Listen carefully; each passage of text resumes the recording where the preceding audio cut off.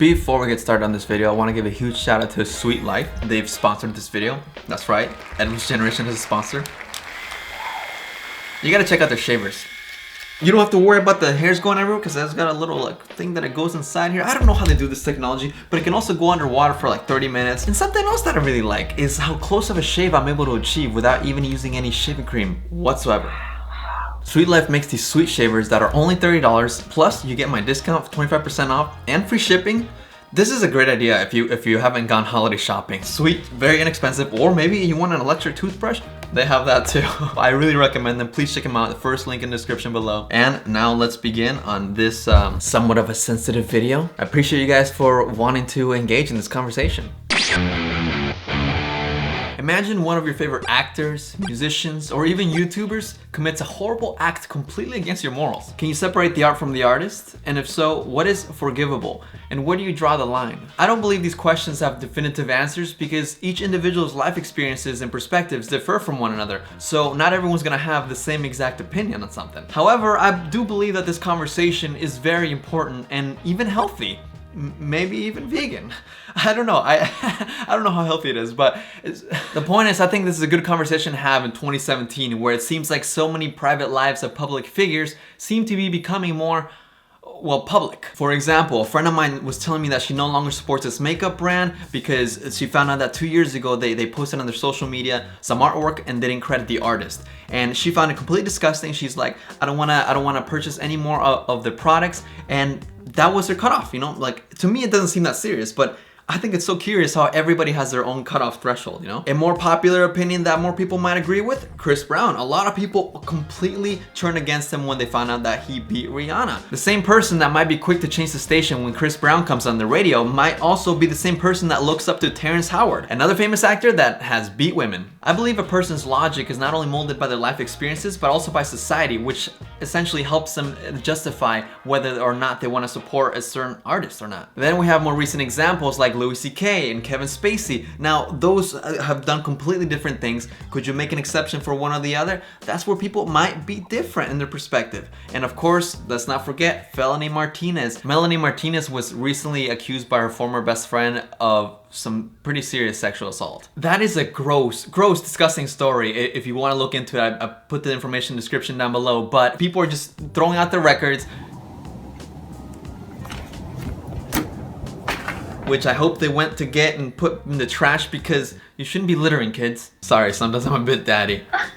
I was never a fan of her, but I can't imagine the cognitive dissonance that her fans must be feeling. Like, oh my god, she did this horrible thing, but I've been a fan for years, you know what I mean? Like, I'm a huge Korn fan, guys. I've been a Korn fan for over 15 years. If I find out that, like, all of them collectively do horrible, like, things, I don't know. Like, I would be horrified. Like, please, no. Oh, this is all so much. So what exactly should happen when an artist crosses the line? Should we boycott their music? Should everybody universally just disown them from the media? This is what I mean when I say people's perspectives will vary from artist to artist, musician to musician, actor to actor, director to director. I mean, Bryan Singer directed so many X-Men movies. That guy has a lot of bad allegations on him. What the heck, man? I really like the X-Men. For people like me, it's easy to say things like, oh, Melanie Martinez is cancelled, but I was never a fan of her. So, you know, when you put yourself in these positions where, oh, what would you do? You know, like, what about John Lennon? Imagine all that.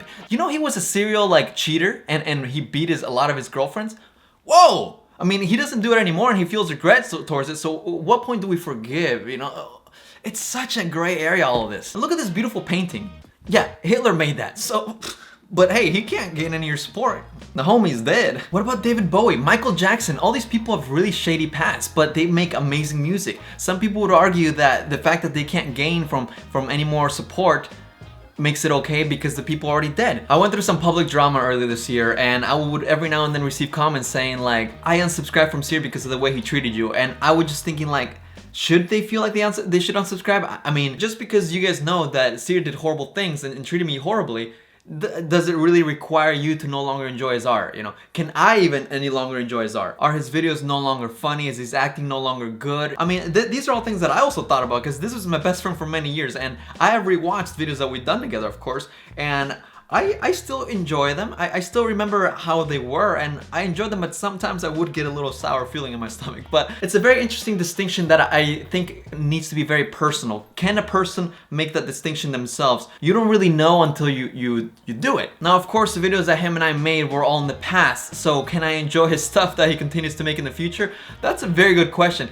I don't know. I don't think I can enjoy whatever he continues to make, because I see him now like what him and I created back in the day was before he betrayed me, and now in the future it's post betrayal. So I'm kind of like, I just see this gross person that he's become. So before it wasn't really that. Which brings me to the next question. What happens if you say you enjoy someone's artwork, say you listen to Melanie Martinez and you had no idea of her accusations, but you just really dig it, and then all of a sudden you find out, you're like, oh man, that was my favorite song.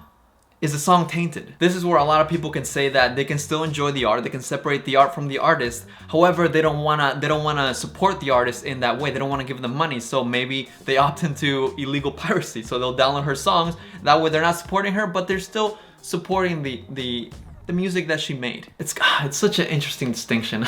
This is why I say there's no definitive answer. There's no black and white easy way to respond to what is forgivable and what is not in terms of art and artist. So, can we separate art from the artist? This video wasn't actually meant to provide a solid answer. It was just meant to really get you going and thinking, and really just open up a discussion on your perspective. I'm curious to hear, has there been a celebrity recently that you really looked up to that really let you down? What was your mind thinking? What were your gears turning like? Did you have a really bad mental conflict where you were like, I really want to support you? Or did you maybe end up making an exception? I'd really love to know your thoughts, because I really feel like 2017 has been quite the year for people just getting more and more exposed and everybody being more vocal, which I think is obviously a great thing. It encourages transparency, which is what I'm all about. Speaking of transparency,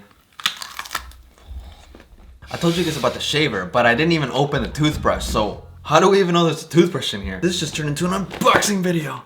Dude, toothbrush of the future. What? 3 brushes. Ooh, makes cool music too.